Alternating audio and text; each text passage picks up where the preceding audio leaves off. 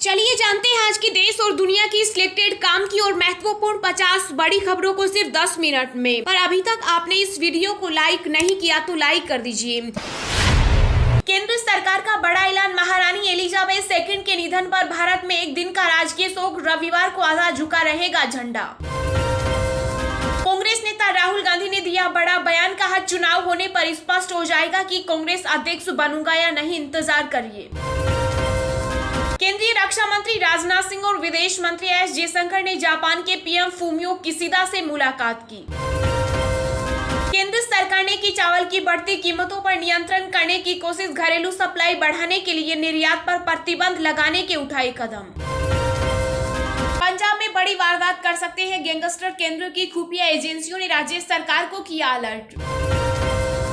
भारत बढ़ा रहा चीनी सीमा पर सुरक्षा के इंतजाम। एलएसी पर बनेगा आईएएफ बेस। मिली national board for wildlife की स्थायी समिति की मंजूरी। अब दिहाड़ी मजदूरों को भी मिलेगी 3,000 रुपए महीने की पेंशन। यहाँ जानिए क्या है ईपीएफओ की प्रस्तावित योजना। छत्तीसगढ़ के मुख्यमंत्री भूपेश बघेल ने दिया बड़ा बयान। कहा भाजपा अकेले नहीं लड़ती, उसके साथ है ईडी, आईटी, डीआरआई और सीबीआई। मध्य प्रदेश के बुजुर्गों के लिए आई बड़ी खुशखबरी। हवाई जहाज से फ्री तीर्थ यात्रा कराएगी शिवराज सरकार। भारत जोड़ो यात्रा में कंटेनरों के इस्तेमाल पर हुआ बवाल। कांग्रेस ने कहा भारतीय जनता पार्टी फैला रही झूठ। त्योहारों से पहले कर्मचारियों की हुई बल्ले बल्ले। टाटा स्टील के बाद टाटा ग्रोथ सोप ने भी किया बोनस का ऐलान। 3.35 लाख रुपए तक का मिलेगा बोनस। ओलंपिक में गोल्ड मेडल जीतने पर उत्तराखंड के खिलाड़ियों को मिलेंगे 2 करोड़। सरकार ने बढ़ाई राशि। कांग्रेस नेता राहुल गांधी ने भाजपा सरकार पर लगाया बड़ा आरोप। कहा विपक्षी नेताओं पर दबाव बनाने के लिए किया जा रहा जांच एजेंसियों का इस्तेमाल।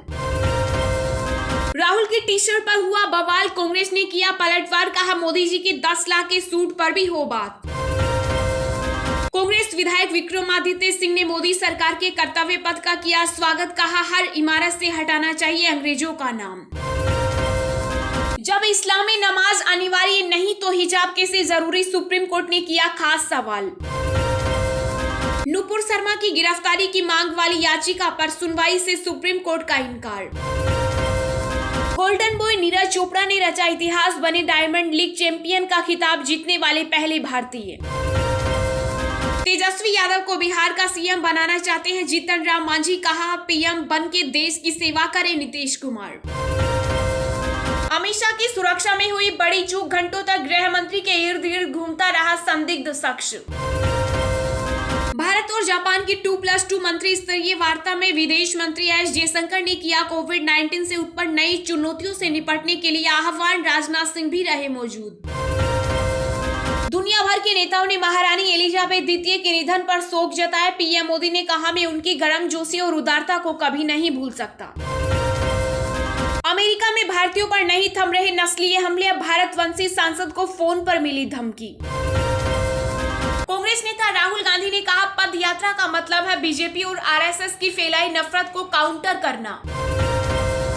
उत्तर कोरिया ने पारित किया परमाणु हथियार नीति को अपरिवर्तनीय बनाने वाला कानून।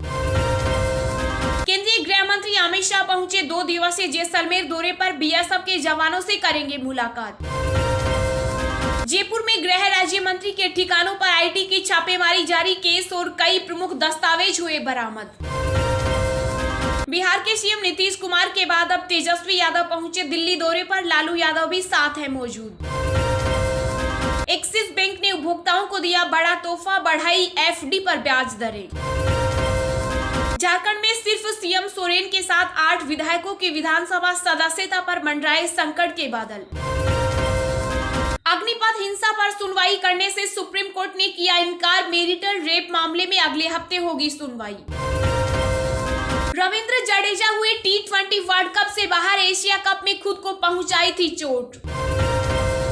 गोवा के कर्लिश क्लब को गिराने पर सुप्रीम कोर्ट ने लगाई रोक। यहीं पर सोनाली फोगाट को दी गई थी ड्रग्स। 16 सितंबर को होगा भारतीय टीम का ऐलान। इस गेंदबाज की फिटनेस ने बढ़ाई माथे की लकीरें। यूपी के जौनपुर जिले में मुख्यमंत्री योगी आदित्यनाथ की सुरक्षा में हुई भारी चूक। सपा कार्यकर्ता ने दिखाया काला कपड़ा, पुलिस ने लिया हिरासत में। टूटी बेड़िया प्रधानमंत्री नरेंद्र मोदी ने किया कर्तव्य पथ और नेताजी की प्रतिमा का अनावरण। नहीं रही दुनिया की सबसे उम्रदराज सम्राज्ञी महारानी एलिजाबेथ सेकंड का 96 साल की उम्र में हुआ निधन। प्रिंस चार्ल्स बने ब्रिटेन के अगले किंग। देश में फिर बदल रहा मौसम का मिजाज। इन राज्यों में अगले 4 दिनों तक भारी बारिश का अलर्ट। कहीं ढोलक पर थाप, कहीं डांस तो कहीं संग फूंककर देश भर में बड़े धूमधाम के साथ किया गया गणपति का विसर्जन। एक और टॉप ब्रांड की कमान भारतीय के हाथ। इंटरनेशनल एडवर्टाइजिंग और पीआर एजेंसी ओगिलवी की सीईओ बनी देविका बुलचंदानी।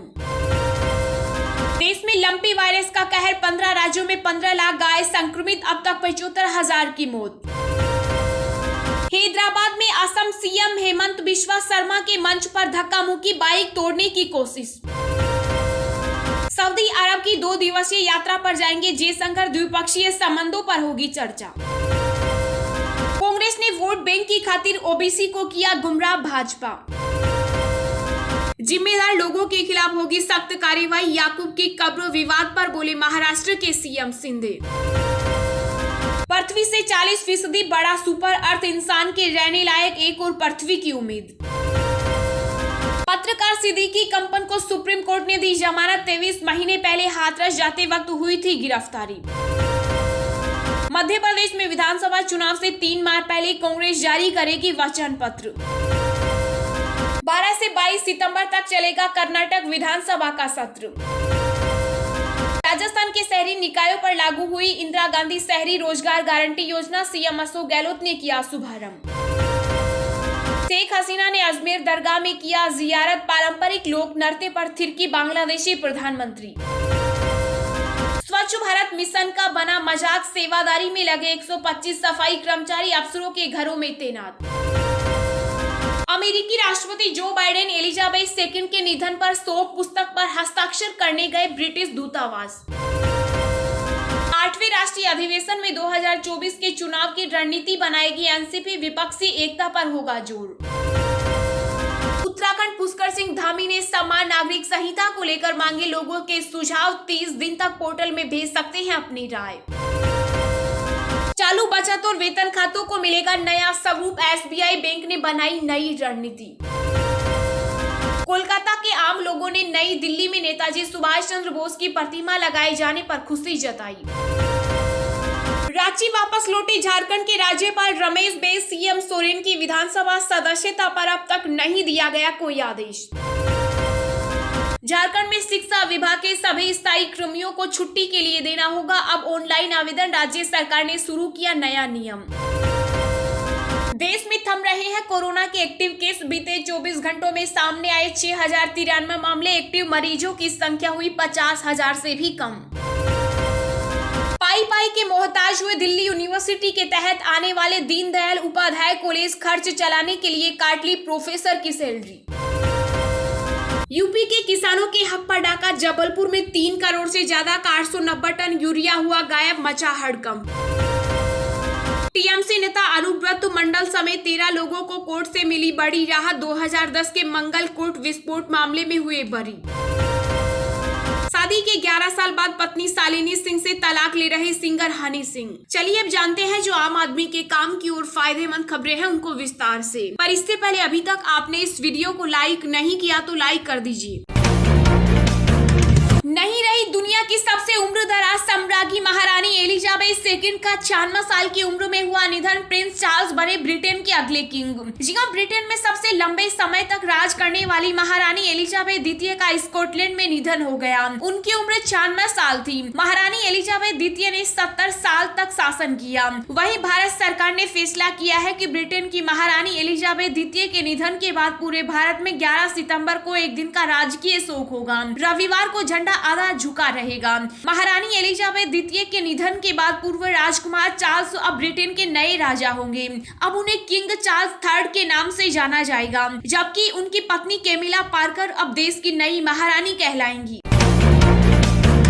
अब दिहाड़ी मजदूरों को भी मिलेगी 3,000 रुपए रुपए महीने की पेंशन। यहाँ जानिए क्या है ईपीएफओ की प्रस्तावित योजना। जी हाँ, कर्मचारी भविष्य निधि संगठन असंगठित क्षेत्र यानी दिहाड़ी मजदूर और छोटे मोटे काम करने वाले श्रमिकों को बड़ी सौगात देने की तैयारी कर रहा है। ईपीएफओ की प्रस्तावित पेंशन स्कीम में इन मजदूरों को शामिल किया जा सकता है। दरअसल कर्मचारी भविष्य निधि संगठन अपनी पेंशन योजना की कवरेज को बढ़ा सकता है। इस नई योजना की व्यक्तिगत योगदान पर आधारित होने का प्रस्ताव है, जो कि यह सुनिश्चित करती है कि प्रत्येक कर्मचारी को 60 वर्ष की आयु के बाद न्यूनतम 3000 रुपए प्रति माह पेंशन मिले। इस प्रस्तावित योजना को यूनिवर्सल पेंशन स्कीम नाम दिया जा सकता है, जिसका मकसद मौजूदा कर्मचारी पेंशन योजना 1995 की विभिन्न चुनौतियों का समाधान करना है। इसमें 15,000 रुपए प्रति माह से अधिक कमाने वाले कर्मचारियों के लिए कोई कवरेज नहीं है, बल्कि एक साधारण पेंशन राशि का प्रावधान है। नई योजना में रिटायरमेंट पेंशन, विधवा पेंशन, बच्चों की पेंशन और विकलांगता पेंशन का प्रावधान होगा।